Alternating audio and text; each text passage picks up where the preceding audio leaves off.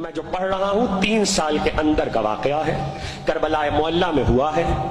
اس واقعے کے عینی شاہد زندہ ہیں، موجود ہیں۔ واقعہ یہ ہے کہ یورپ سے ایک قافلہ کربلا معلیٰ، نجف اشرف چونکہ ایئرپورٹ نجف میں بھی ہے، بغداد میں بھی ہے، نجف آئے، نجف سے زیارتیں کر کے وہ قافلہ کربلا جانے لگا۔ اس قافلے میں اور جہاں بہت سارے لوگ تھے، اسی قافلے میں ایک نوجوان ہے جس نے اس روایت واقعے کو نقل کیا ہے، اور اس نوجوان کا کردار چونکہ آخر تک رہا ہے۔ ہو گئی مجلس، میں اس کو محفوظ کیجیے گا۔ وہ نوجوان یہ کہتا ہے کہ قافلے میں بہت سے اور فیملیز تھیں، تو ایک خاندان وہ تھا جس میں ایک ماں تھی، ان کی ایک بیٹی تھی اور بیٹی کا 10 سال کا بیٹا۔ یہ 3 افراد ایک خاندان پر مشتمل، نانی ہے، بیٹی ہے، بچے کی نانی ہے اور بچے کی ماں ہے، اور 10 سال کا بچہ ہے، لڑکا۔ یہ لوگ یورپ سے آئے تھے۔ تو وہ کہتا ہے کہ جب ہم لوگ نجف سے کربلا کے لیے جانے لگے تو راستے میں سیطرے پڑتے ہیں، چیک پوسٹ ہے، تو اس پہ روکا گیا فوجیوں نے۔ تو انہوں نے کہا آپ اتر آئیے سب لوگ، تو ہم گئے بس کو بھی چیک کر لیں۔ تو سب اتر آئے تو لڑکے کی ماں نے، بچے کی ماں نے کہا آفیسر سے کہ بچہ جو ہے وہ ابھی سویا ہے، تو اگر آپ اجازت دیں تو بچے کو میں سوتا چھوڑ دوں، گاڑی میں اٹھاؤں گی تو نیند خراب ہوگی۔ چلے ٹھیک ہے۔ خیر وہ لوگ سب اتر آئے چیکنگ کر کے۔ آفیسر نیچے اترا تو اس نے کچھ مردوں کو بلایا اور مردوں کو بلا کر کہا کہ وہ جو بچہ جس کو آپ نے سوتا چھوڑا تھا وہ تو مر چکا ہے۔ وہ 10 سال کا بچہ، لوگوں نے نبضیں دیکھی، بچہ مر چکا تھا ہے۔ اب ظاہر ہے 10 سال کا بچہ، ماں ہے، نانی ہے، مرد بھی کوئی نہیں ہے گھر کا ساتھ، ماں کی کیا حالت ہوئی ہوگی۔ آفیسر نے یہ کہا کہ چونکہ اب آپ کے ساتھ میت ہے اس لیے اب آپ لوگ کربلا ابھی نہیں جا سکتے، نجف قریب ہے، آپ پہلے نجف واپس چلے جائیں اور بچے کی تدفین کر لیں، پھر آپ لوگ کربلا آئیے گا۔ یہ لوگ واپس نجف ہو گئے۔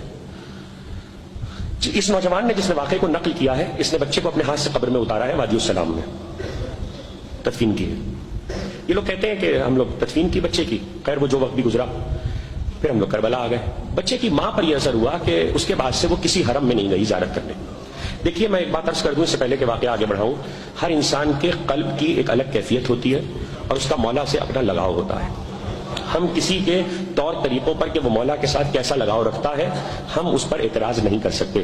وہ عورت، وہ ماں بچے کی کسی حرم میں نہیں گئی، لوگوں نے بہت سمجھایا، اس کی ماں نے، بچے کی نانی نے کہا کہ بیٹا اللہ نے دیا تھا، لے لیا، مولا نے واپس اور دے دیں گے، تم چلو۔ خیر کئی دن گزر گئے، جب یہ لوگ واپس ہونے لگے اور ان کی فلائٹ تھی تو اب ان کو چونکہ واپس جانا تھا نجف، تو کربلا معلیٰ سے، تو اس کی ماں نے کہا لڑکی کی، بچے کی نانی نے، کہ بیٹا اب ہم لوگ جا رہے ہیں، جانے پھر کب کربلا آنا ہو الوداع کر لو، روزے سے رخصت ہو لو۔ تو کہتے ہیں کہ یہ سمجھانے پر وہ بچے کی ماں آ گئی۔ واقعہ اب اس کے بعد جو ہے مجھے نہیں معلوم آپ کیسے سنیں گے۔ وہ کہتے ہیں کہ جس وقت وہ ماں ان کے کہنے پر آئی تو یہ پورا قافلہ، چونکہ پارٹیشن جب سے لگے ہیں روزوں میں تو اندر زیارت نہیں پڑھ سکتے، تو صحن میں کھڑے ہو کر روزے کے یہ حضرت عباس کے صحن میں زیارت پڑھ رہے تھے، پورا قافلہ زیارت پڑھ رہا تھا۔ تو یہ نوجوان کہتا ہے کہ ہم لوگ زیارت پڑھ رہے تھے کہ ہم نے دیکھا بچہ سامنے سے چلتا ہوا۔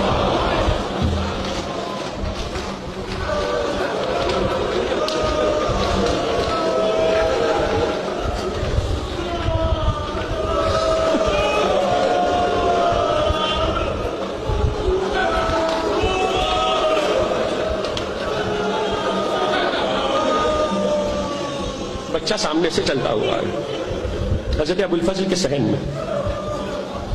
وہ کہتے ہیں کہ ہم لوگ بھول گئے کہ ہم کیا کر رہے تھے، ہم بھول گئے کہ ہم کیا کر رہے تھے، اور بچہ ماما ماما ماں کہتا ہوا ماں کی طرف لپکا۔ ماں نے بچے کو تڑپ کے گلے سے لگایا، بیٹا تم کہاں تھے؟ بچہ یہ کہہ رہا اماں میں تو آپ کو ڈھونڈ رہا تھا۔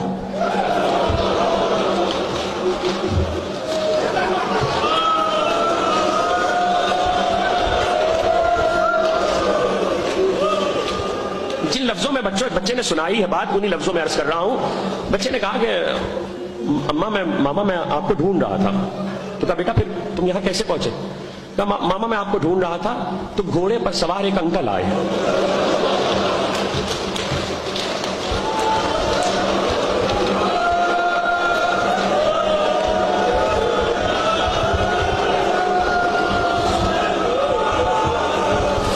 خدا آپ کی آوازوں پہ رحمت نازل کرے، خدا آپ کی آنکھوں پہ رحمت نازل کرے۔ جوان تھے، وہ مجھ سے کہنے لگے تم کس کو ڈھونڈ رہے ہو؟ کہ میں اپنی ماں کو ڈھونڈ رہا ہوں۔ تو مجھ سے کہنے لگے اچھا ایسا کرو، میرے گھوڑے پہ میرے پیچھے بیٹھ جاؤ، میری پشت کے پاس گھوڑے پہ بیٹھ جاؤ۔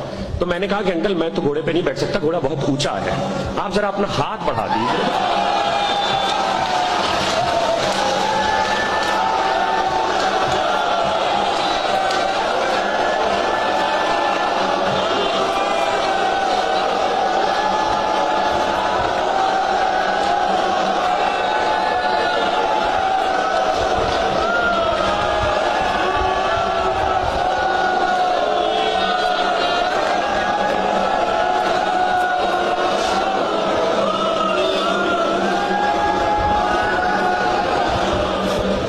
اپنا ہاتھ بڑھا دیجئے، میں آپ کا ہاتھ پکڑ کے گھوڑے پہ سوار ہو جاتا ہوں۔ تو انہوں نے کہا بیٹا میرے ہاتھ نہیں ہے،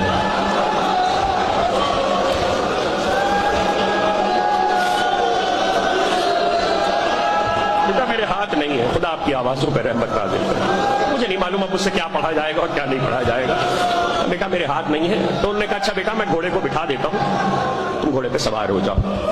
تو وہ کہتا ہے بچہ کہ انہوں نے گھوڑے کو بٹھا دیا، میں گھوڑے پہ سوار ہوا۔ جب گھوڑے پہ سوار ہوا تو جیسی سوار ہوا انہوں نے گھوڑے کو بلند کیا تو میں نے دیکھا ایک اور گھوڑا ہے اور اس پر بھی ایک سوار ہے اور وہ عمر میں ان سے بڑے ہیں۔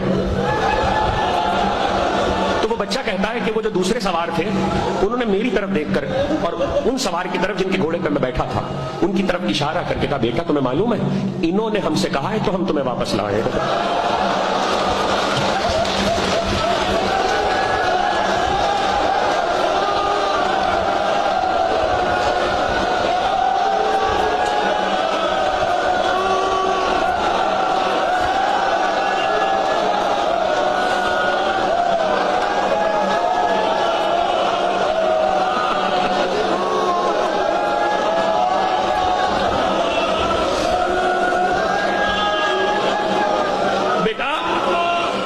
انہوں نے ہم سے کہا ہے تو ہم تمہیں واپس لائے ہیں۔ ایک مرتبہ وہ نوجوان جس نے واقعے کو نقل کیا ہے وہ نوجوان کہتا ہے کہ بچہ جو قمیض شرٹ پہنا ہوا تھا تو میں نے دیکھا کہ شرٹ پہ خون لگا ہے، ہم نے دیکھا شرٹ پہ خون لگا ہے تو ہم نے بچے سے پوچھا کہ بیٹا یہ تمہاری شرٹ پہ خون کیسا ہے؟ تو بچہ کہنے لگا کہ بھائی بات یہ ہے کہ جب میں گھوڑے پہ بیٹھا تو ان انکل نے مجھ سے کہا کہ ایسا کرو تم گر جاؤ گے تو میری کمر میں ہاتھ ڈال کے مجھے مضبوطی سے پکڑ لو۔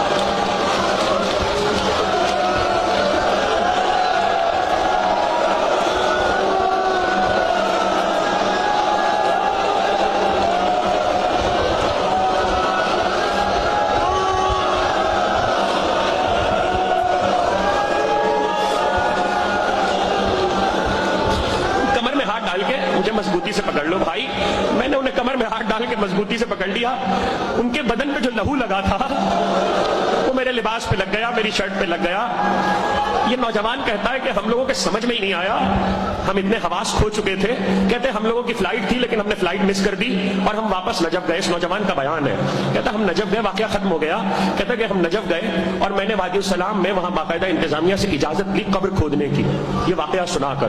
تو کہتا ہے جس قبر میں میں نے بچے کو اتارا تھا اپنے ہاتھوں سے، جب میں نے قبر کھودی ہے تو اس میں خالی کفن رکھا ہوا تھا۔